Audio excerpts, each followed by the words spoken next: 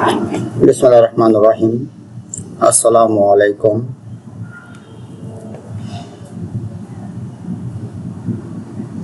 আজকের বিষয় 25913, বিষয়ের নাম হলো রসায়ন।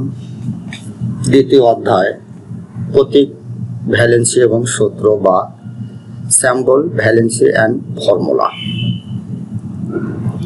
উপস্থাপনায় আমি আবু মোহাম্মদ আতিকুল্লাহ, চিফ ইন্সট্রাক্টর ও বিভাগীয় প্রধান, technical refrigeration and air conditioning, RSE, Dhaka polytechnic institute, Tejgaon শিল্প এলাকা, ঢাকা 1208।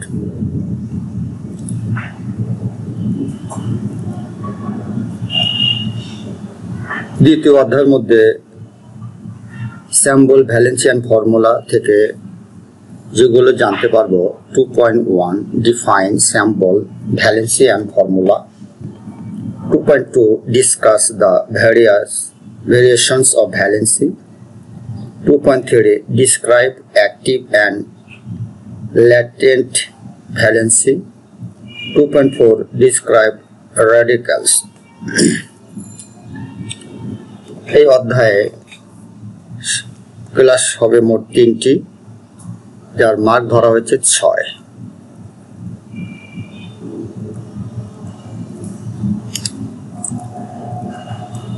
এই অধ্যায় পাঠ শেষে আমরা যা শিখব: প্রতীক, ভ্যালেন্সি ও সূত্র সম্পর্কে, ভ্যালেন্সির বিভিন্নতা সম্পর্কে, সক্রিয় এবং সুপ্ত ভ্যালেন্সির বর্ণনা এবং র্যাডিক্যালের বর্ণনা সম্পর্কে। প্রতীক, ভ্যালেন্সি এবং সূত্র হলো রসায়নের মৌলিক ধারণা, যেখানে প্রতীক একটি মৌলের সংক্ষিপ্ত রূপ, যেমন হাইড্রোজেনের প্রতীক H এবং অক্সিজেনের প্রতীক হলো O। আর ভ্যালেন্সি হলো একটি মৌলের অন্য পরমাণুর সাথে যুক্ত হওয়া বা বন্ধন তৈরি করার ক্ষমতা। এবং ফর্মুলা বা সূত্র হলো একটি যৌগের অণুতে পরমাণুগুলোর সংখ্যা ও অনুপাত বোঝানোর সংক্ষিপ্ত রূপ, যেমন পানির সংকেত H2O বা HOH, হাইড্রোজেন এবং হাইড্রোক্সিল আয়ন মিলিত হয়ে পানি তৈরি হয়। এটা হচ্ছে ফর্মুলা। আর ভ্যালেন্সি ব্যবহার করে যৌগের সূত্র বের করা যায়। এছাড়া প্রতীকের আরো কিছু সংজ্ঞা আছে, সেগুলো হলো: কোনো মৌলের পুরো নাম না লিখে তার সংক্ষিপ্ত ইংরেজি বা ল্যাটিন নামের এক বা দুটি অক্ষর দিয়ে প্রকাশ করাকেই প্রতীক বলে। যেমন পূর্বে আমরা বলছি হাইড্রোজেনের H, অক্সিজেনের O এবং ক্যালসিয়ামের Ca ইত্যাদি। আর যোজনী বা ভ্যালেন্সি এর সংজ্ঞা হলো একটি মৌলের অন্য পরমাণুর সাথে রাসায়নিক বন্ধন তৈরির ক্ষমতাকে ভ্যালেন্সি বলা হয়। এটি একটি মৌলের সংযোজন শক্তি, যেমন সোডিয়ামের ভ্যালেন্সি হলো 1 বা 1, তাই এটি একটি সোডিয়াম পরমাণুর সাথে অন্য পরমাণু যুক্ত হতে পারে। এই গেল প্রতীক এবং যোজনীর সম্পর্কে সংজ্ঞা। আর সূত্র বা ফর্মুলার সংজ্ঞা হলো একটি রাসায়নিক সূত্র হলো একটি সংক্ষিপ্ত রূপ যা একটি অণুতে উপস্থিত প্রতিটি উপাদানের পরমাণু সংখ্যা বা অনুপাতকে দেখায়। যেমন পানির 2টি হাইড্রোজেন পরমাণু এবং একটি অক্সিজেন পরমাণু থাকে। হাইড্রোজেন এবং অক্সিজেন মিলিত হয়ে পানি তৈরি হয়। এটা হচ্ছে পানির একটি সূত্র। এছাড়াও এখানে যেমন আছে পটাশিয়ামের প্রতীক K এবং অক্সিজেনের প্রতীক হচ্ছে O। আর পটাশিয়ামের ভ্যালেন্সি বা যোজনী হলো 1 এবং অক্সিজেনের হচ্ছে 2। যখন আমরা এটা পাশাপাশি নেব, অক্সিজেনের 2 আসবে হচ্ছে পটাশিয়ামের সাথে, আর পটাশিয়ামের 1 যাবে হচ্ছে অক্সিজেনের সাথে। তাহলে 2 এবং 1 পাশাপাশি থাকবে। এখান থেকে আমরা যে সমীকরণটা পাবো বা সূত্র পাবো সেটা হচ্ছে K2O বা পটাশিয়াম অক্সাইড। এইভাবে সমীকরণ লিখতে হবে, মানে অক্সিজেনের হচ্ছে 2, পটাশিয়ামের 1 এর পাশে লেখার প্রয়োজন নেই। এখান থেকে আমরা বোঝা যাবে যে এখানে 1 আছে। এভাবে পর্যায়ক্রমে অনেকগুলো আসবে, ক্যালসিয়াম অক্সাইড, সোডিয়াম অক্সাইড বা ম্যাগনেসিয়াম অক্সাইড বা ম্যাগনেসিয়াম ক্লোরাইড, এগুলো পর্যায়ক্রমে আসবে। এইভাবে তখন আমরা সমীকরণ জানব। আর ভ্যালেন্সি থেকে সূত্র, কোনো যৌগের সূত্র লেখার জন্য প্রত্যেকটি মৌলের ভ্যালেন্সি ব্যবহার করা হয়। দুটি ভিন্ন মৌলের ভ্যালেন্সি একে অপরের সাথে বিনিময় করে সূত্রে তাদের পরমাণু সংখ্যা নির্ধারণ করা যায়। যেমন সোডিয়াম Na এবং ক্লোরিন Cl,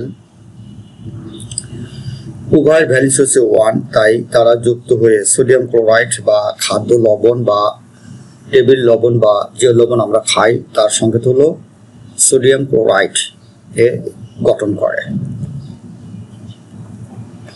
এছাড়া প্রতীক সম্পর্কে আরো কিছু সংজ্ঞা আছে, সেগুলো হচ্ছে প্রতীক বা সিম্বল বলতে বোঝায় কোনো বস্তুর, ধারণার বা বিষয়ের প্রতিনিধিত্বকারী চিহ্ন বা সংকেতকে প্রতীক বলে। অর্থাৎ কোনো জটিল ধারণা বা বস্তু সহজভাবে বোঝানোর জন্য ব্যবহৃত চিহ্ন বা রূপকেই প্রতীক বলে। বিভিন্ন ধরনের প্রতীক থাকতে পারে, ZR, NB, MO, TC, W, RE, অনেকগুলো প্রতীক আছে। আর সংকেত হচ্ছে H2O, carbon die oxide, sodium chloride ইত্যাদি। আর ভ্যালেন্সি বা যোজ্যতা হলো একটি মৌলের পরমাণু রাসায়নিক বন্ধন গঠনের ক্ষমতা, যা ইলেকট্রন গ্রহণ, বর্জন বা ভাগাভাগি করে একটি স্থিতিশীল অবস্থায় পৌঁছাতে পারে। এই ক্ষমতাটি সাধারণত একটি পরমাণুর বাইরের সেলের ইলেকট্রনের সংখ্যার উপর নির্ভর করে এবং এটি অন্য পরমাণুর সাথে কয়টি বন্ধন তৈরি করতে পারে তা নির্দেশ করে। যেমন সোডিয়ামের ভ্যালেন্সি বা যোজ্যতা হলো 1, কারণ এটি একটি ইলেকট্রন ছেড়ে দেয়। অন্যদিকে অক্সিজেনের ভ্যালেন্সি হচ্ছে 2 বা অক্সিজেনের যোজনী 2, ভ্যালেন্সি মানে যোজনী বা যোজ্যতা, কারণ দুটি ইলেকট্রন গ্রহণ করে। ভ্যালেন্সি ধারণা বা কনসেপ্ট অফ ভ্যালেন্সি, রাসায়নিক বন্ধন, স্থিতিশীল অবস্থা, ইলেকট্রনের সংখ্যা। একটু কনসেপ্ট দেখে নেই। ভ্যালেন্সি বলতে বোঝায় একটি পরমাণু অন্য পরমাণুর সাথে বন্ধন তৈরি করতে যে সংখ্যক ইলেকট্রন হারায়, গ্রহণ করে বা ভাগাভাগি করে, এটা হচ্ছে রাসায়নিক বন্ধনের ক্ষেত্রে। আর স্থিতিশীল অবস্থা হলো পরমাণুগুলো তাদের বাইরের শক্তি স্তর দুটি, যদি একটি মাত্র স্তর থাকে, অথবা 4টি ইলেকট্রন অর্জন করে স্থিতিশীলতা লাভ করে। আর ইলেকট্রনের সংখ্যা, ভ্যালেন্সি মূলত বাইরের সেলের ইলেকট্রনের সংখ্যার উপর নির্ভর করে। বাইরের সেলের ইলেকট্রন যদি 4 বা তার কম হয় তাহলে ভ্যালেন্সি সেই ইলেকট্রনের সংখ্যার সমান হয়। যদি 4 এর বেশি হয় তাহলে ভ্যালেন্সি হবে 8 থেকে সেই ইলেকট্রনের সংখ্যা বিয়োগ করে যা পাওয়া যায়। ভ্যালেন্সি এর উদাহরণ বা এক্সাম্পলস অফ ভ্যালেন্সি, যোজ্যতার কতগুলো উদাহরণ আমরা দেখি। অক্সিজেন, বাইরের সেলের 6টি ইলেকট্রন আছে, স্থিতিশীলতার জন্য আরো 2টি ইলেকট্রন প্রয়োজন, তাই অক্সিজেনের ভ্যালেন্সি বা যোজ্যতা হলো 2। হাইড্রোজেন, বাইরের সেলের 1টি ইলেকট্রন আছে এবং আরো 1টি প্রয়োজন, তাই হাইড্রোজেনের ভ্যালেন্সি হচ্ছে 1। সোডিয়াম, বাইরের সেলে 1টি ইলেকট্রন আছে যা ছেড়ে দিয়ে স্থিতিশীল হতে পারে, তাই সোডিয়ামের যোজ্যতা বা ভ্যালেন্সি হলো 1। ম্যাগনেসিয়াম, বাইরের সেলের 2টি ইলেকট্রন আছে যা ছেড়ে দেয়, তাই ম্যাগনেসিয়ামের ভ্যালেন্সি হচ্ছে 2।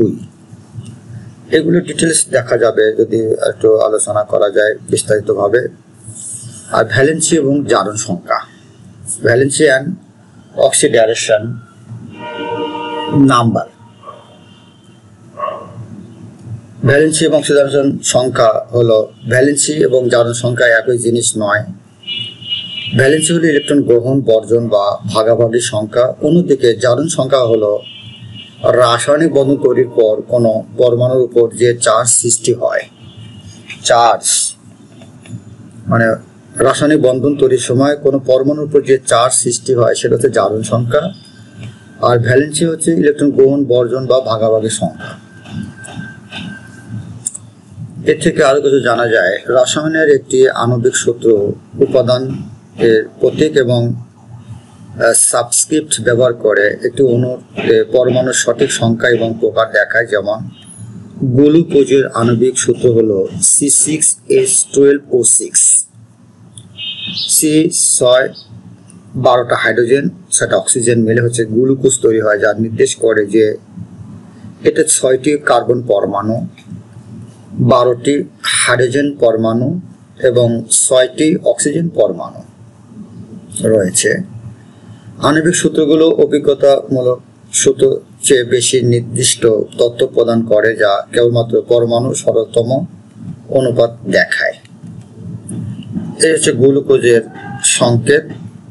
আর বিউটেনের সংকেত হচ্ছে C4H10। আর অকটেন, অকটেন যেটা আমরা যে অকটেন ডিজেল পেট্রোল, এটা আমরা ব্যবহার করি C8H18 বা C8H18 অকটেনের সংকেত। এটা আবার অনেক সময় রেফ্রিজারেন্ট হিসাবে ব্যবহৃত হয়। বিউটেন, ইথেন, মিথেন, প্রোপেন এইগুলো আসে। আর এছাড়াও আরো কিছু তথ্য আছে। আণবিক সূত্রগুলো কেবল একটি আণবিক পদার্থের অণুতে প্রতিটি ধরনের পরমাণুর সংখ্যা নির্দেশ করে। এগুলো সেই অণুগুলোর জন্য অভিজ্ঞতামূলক সূত্রের মতো, যেখানে একটি নির্দিষ্ট ধরনের কেবল একটি পরমাণু থাকে, তবে অন্যথায় আরো বেশি সংখ্যা থাকতে পারে। আমরা পূর্বে জেনেছি গ্লুকোজের সংকেত 1:2:1, মানে এখানে 3টে জিনিস থাকবে, কার্বন, হাইড্রোজেন ও অক্সিজেন। এই অনুপাত বা এদের পরমাণু সংখ্যা কার্বনের জন্য 6, হাইড্রোজেনের জন্য 12, অক্সিজেনের জন্য 6। আর পানির ক্ষেত্রে হচ্ছে H2O একটি আণবিক সূত্র। তার অভিজ্ঞতা সূত্রের চেয়ে একটি অণু সম্পর্কে আরো তথ্য সরবরাহ করে, তবে এটি প্রতিষ্ঠা করা আরো কঠিন। Discuss the variations of valency. Valency হলো রাসায়নিক বন্ধন গঠনের সময় একটি পরমাণুর কোনো পরমাণুর সাথে মিলিত হওয়ার ক্ষমতা বা ক্যাপাসিটি। আর ভ্যালেন্সি সাধারণত 3 ধরনের হয়। এটা হচ্ছে প্রাথমিক বা ধ্রুপদী, স্থানাঙ্ক এবং অধ্রুপদী। প্রাথমিক ভ্যালেন্সি হলো সাধারণত যৌগগুলোতে দেখা যায়, যেখানে একটি মৌলের পরমাণু অন্য পরমাণুর সাথে মিতি সংখ্যক বন্ধন তৈরি করে। আর স্থানাঙ্ক ভ্যালেন্সি হলো জটিল যৌগগুলোতে দেখা যায়, যা কোঅর্ডিনেট বন্ডের মাধ্যমে গঠিত হয়। অধ্রুপদী ভ্যালেন্সি হলো সাধারণত ট্রানজিশন মেটাল, কার্বনিল এবং অনুরূপ যৌগে পরিলক্ষিত হয়।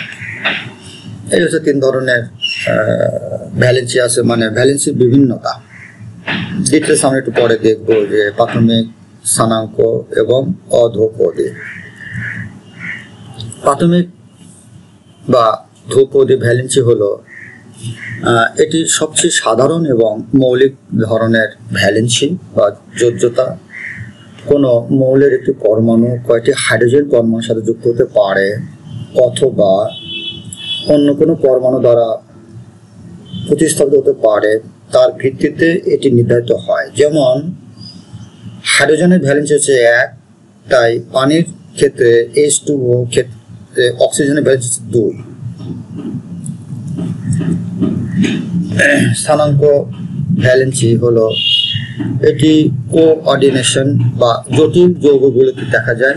এক্ষেত্রে একটি কেন্দ্রীয় পরমাণু বা আয়ন তার এক জোড়া ইলেকট্রনের অন্য পরমাণু বা আয়নের সাথে ভাগ করে একটি কোঅর্ডিনেট বা সন্নিবেশ বন্ধন তৈরি করে।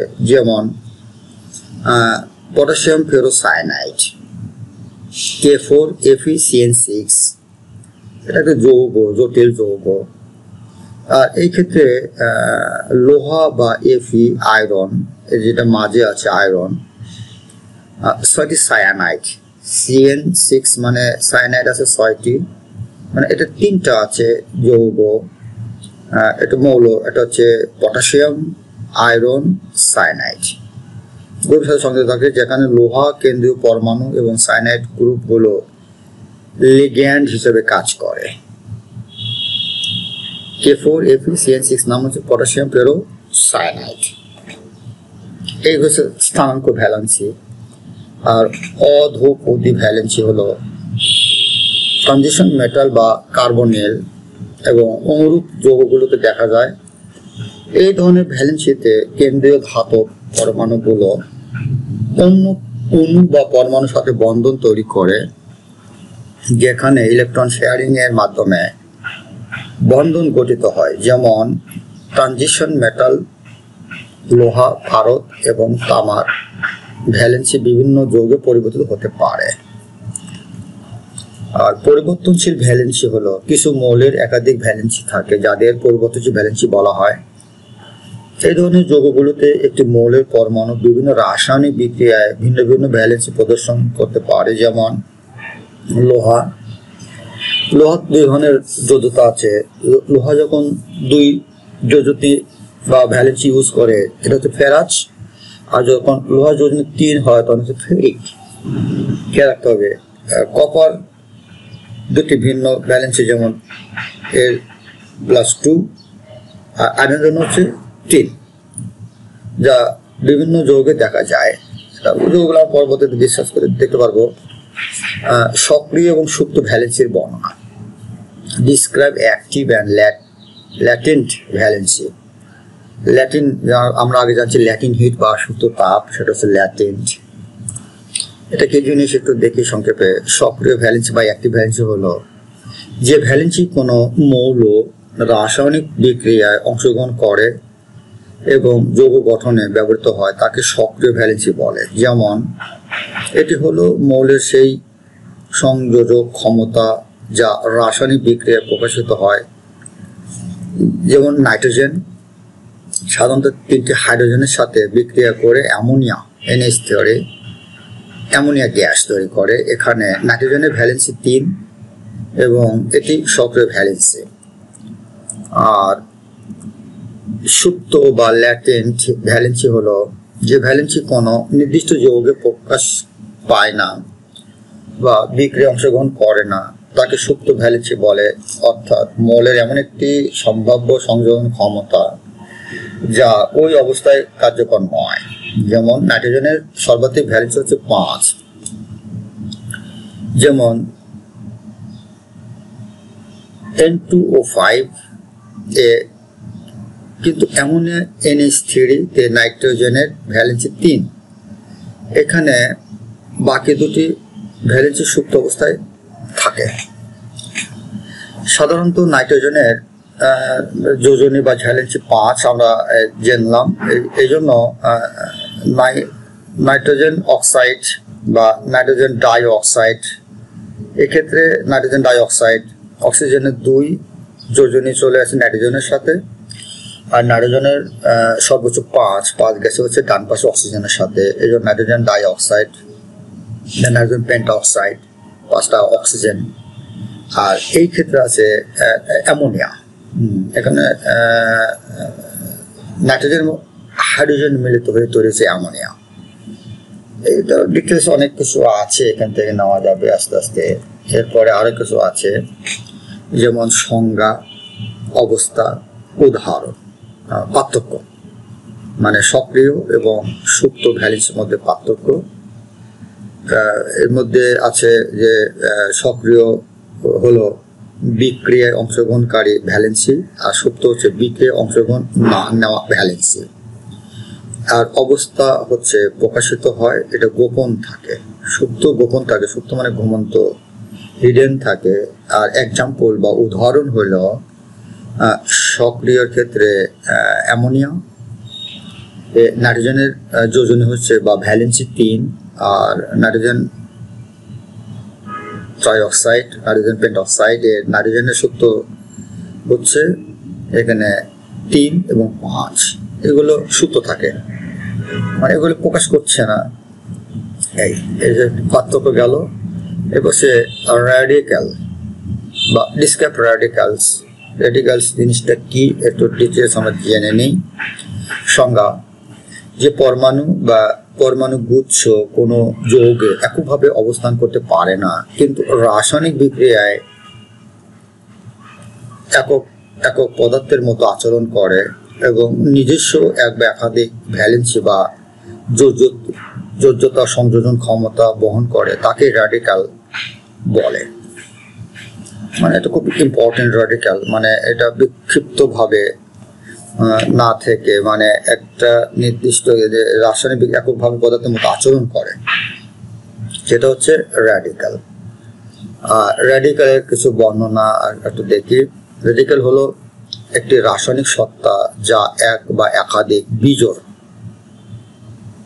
আনপ্যারিড ইলেকট্রন বহন করে এবং স্বাধীনভাবে বিচরণ করে। একে মুক্ত র্যাডিক্যালও বলা হয়, কারণ এটি অত্যন্ত সক্রিয় এবং অন্যান্য অণু বা পরমাণুর সাথে বিক্রিয়া করে। এটি তাপ, আলো বা রাসায়নিক প্রক্রিয়ার মাধ্যমে তৈরি হতে পারে। আর র্যাডিক্যালের প্রধান প্রধান বৈশিষ্ট্যগুলো হলো বিজোড় ইলেকট্রন, অস্থিরতা, সৃষ্ট হওয়া, বিক্রিয়া। বিজোড় ইলেকট্রন কি জিনিস? একটি র্যাডিক্যালের সবচেয়ে গুরুত্বপূর্ণ বৈশিষ্ট্য হলো এর একটি বিজোড় ইলেকট্রন থাকা, যা একে অত্যন্ত প্রক্রিয়াশীল করে তোলে। অস্থিরতা হলো এই বিজোড় ইলেকট্রনের কারণে র্যাডিক্যালগুলো খুব অস্থির হয় এবং স্থিতিশীলতা অর্জনের জন্য দ্রুত বিক্রিয়া করে। এটা ক্লাসে স্যার আরো ডিটেলস বুঝাই বলবে এই সম্পর্কে নিয়ে। আর সৃষ্ট হওয়া রাসায়নিক বন্ধনের সুষম বিভাজনের বা হোমোলাইটিস ক্লেভেজ ফলে বা কোনো অণু একটি ইলেকট্রন গ্রহণ বা হারানোর ফলে র্যাডিক্যাল তৈরি হয়। আর বিক্রিয়া: এটি একটি সাধারণ অণুর সাথে বিক্রিয়া করে নতুন র্যাডিক্যাল তৈরি করতে পারে, অথবা নিজের বিজোড় ইলেকট্রনের অন্য একটি র্যাডিক্যালের সাথে যুক্ত করে জোড় গঠন করতে পারে। এই হলো র্যাডিক্যালের প্রধান বৈশিষ্ট্য। আরও আছে অনেক, এছাড়াও আরো কিছু আছে র্যাডিক্যালের বৈশিষ্ট্য। পরমাণু অথবা পরমাণু গুচ্ছ হতে পারে। এটি একটি নির্দিষ্ট চার্জ বহন করে, যেমন ধনাত্মক চার্জ বা ঋণাত্মক চার্জ। একা অবস্থান করতে পারে না। এটি অন্য মৌল বা র্যাডিক্যালের সাথে যুক্ত হয়ে যৌগ তৈরি করে। আর হচ্ছে রাসায়নিক বিক্রিয়ায় এটি একক পদার্থের মতো আচরণ করে। এটা হচ্ছে র্যাডিক্যালের বৈশিষ্ট্য। একটু দেখে আমরা প্রকারভেদ। সাধারণত র্যাডিক্যাল দুই ধরনের হয়, একটা ধনাত্মক র্যাডিক্যাল বা পজিটিভ র্যাডিক্যাল বা ক্যাশন, ঋণাত্মক র্যাডিক্যাল বা নেগেটিভ র্যাডিক্যাল অ্যানিয়ন। ক্যাশন এবং অ্যানিয়ন। ধনাত্মকের হচ্ছে চার্জ হচ্ছে পজিটিভ, আর ঋণাত্মকের চার্জ হচ্ছে নেগেটিভ। আর এক্সাম্পল বা উদাহরণ হলো ধনাত্মকের সোডিয়াম, পটাশিয়াম, অ্যামোনিয়া। সোডিয়ামের এই ধনাত্মক চার্জ উপরে থাকে, পটাশিয়ামের চার্জ উপরে থাকে, অ্যামোনিয়ামের চার্জ উপরে থাকে। NH3 হচ্ছে অ্যামোনিয়া। আর ঋণাত্মকের এক্সাম্পল হলো chlorine minus, hydroxyl minus, nitrate minus, sulphate minus. এগুলো হচ্ছে ঋণাত্মক র্যাডিক্যালের উদাহরণ। এগুলো আবার বিক্রিয়ার সঙ্গে মিলিত হয়ে, যেমন অ্যামোনিয়ার সাথে যখন ক্লোরিন মিলিত হবে অ্যামোনিয়াম ক্লোরাইড, আর সোডিয়ামের সাথে যখন হাইড্রোক্সিল মিলিত হবে তার সোডিয়াম হাইড্রোক্সাইড। পটাশিয়ামের সাথে যখন হাইড্রোক্সিল মিলিত হবে পটাশিয়াম হাইড্রোক্সাইড বা পটাশিয়াম নাইট্রেট বা সোডিয়াম সালফেট। এই সোডিয়ামের সাথে সালফিউরিক অ্যাসিড তৈরি হবে। এটা হচ্ছে হাইড্রোজেনের সাথে সালফেট। র্যাডিক্যাল মিলিত হলে তার সালফিউরিক অ্যাসিড হবে, অথবা সোডিয়ামের সাথে যখন সালফেট এই ঋণাত্মক বা নেগেটিভ র্যাডিক্যাল মিলিত হবে তখন হবে সোডিয়াম সালফেট। একটা লবণ তৈরি হবে তখন। মানে এটা ডিটেলস বুঝাবে ক্লাসের শিক্ষক। আর আরো কিছু এক্সাম্পল আমরা দেখি র্যাডিক্যালের ক্ষেত্রে। র্যাডিক্যাল জিনিসটা অত্যন্ত ইম্পর্টেন্ট একটা। Methyl radical CH3, chlorine radical Cl, এগুলো র্যাডিক্যাল। আর সুপার অক্সাইড এবং নাইট্রিক অক্সাইড জীবদেহে কাজ করে এটা। আর আরেকটা হচ্ছে সবচেয়ে ইম্পর্টেন্ট রাজনৈতিক প্রেক্ষাপট। রেডিক্যালের শব্দটি রাজনৈতিক ক্ষেত্রে একটু বোঝানো হয়েছে এমন এক ব্যক্তিকে বোঝাতে ব্যবহৃত হয় যিনি আমূল বা মৌলিক পরিবর্তন চান। এটি সাধারণত রাজনৈতিক বা সামাজিক অবস্থার শিকড় বা মূল পরিবর্তনকে বোঝায়। যেমন পজিটিভ নেগেটিভ মিলিত হয়ে একটা মূল জিনিস তৈরি হয়, যেমন সোডিয়াম সালফেট আলাদা থাকলে কিছু হবে না, সোডিয়াম সালফেট মিলিত হয়ে সোডিয়াম সালফেট লবণ তৈরি হয়।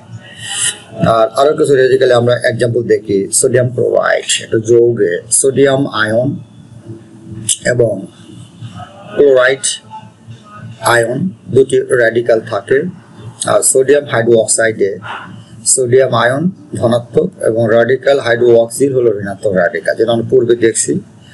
আর রেডিক্যালের আমরা এই যে পজিটিভ নেগেটিভের আরো কিছু এখানে আমরা ওগুলো দেখলাম, sodium potassium ammonium chlorine hydroxyl nitrate sulphate, এগুলো সে রেডিক্যাল তাকে আর প্লাস দ্বারা প্রকাশ করা হয়। খুবই ইম্পর্টেন্ট, এটা একটা রাজনীতিক নেতার মতো কাজ করে। রেডিক্যালের গুরুত্ব বা ইম্পর্টেন্স অফ রেডিক্যালস রাসায়নিক যৌগ গঠন বোঝাতে সাহায্য করে। গঠন তৈরিতে বা তৈরি করতে অ্যাসিড বেস ও লবণের রাসায়নিক সূত্র নির্ধারণের জন্য গুরুত্বপূর্ণ ভূমিকা পালন করে। আর হচ্ছে আয়নিক বিক্রিয়ার ব্যাখ্যা সহজ করে। মানে আসলে কেমিস্ট্রিটা খুব ইম্পর্টেন্ট, মানে খুব মজার জিনিস এটা, কিভাবে যদি কাজ করা যায়। আর পরিশেষে ধন্যবাদ সবাইকে, থ্যাংক ইউ ফর অল, ধন্যবাদ।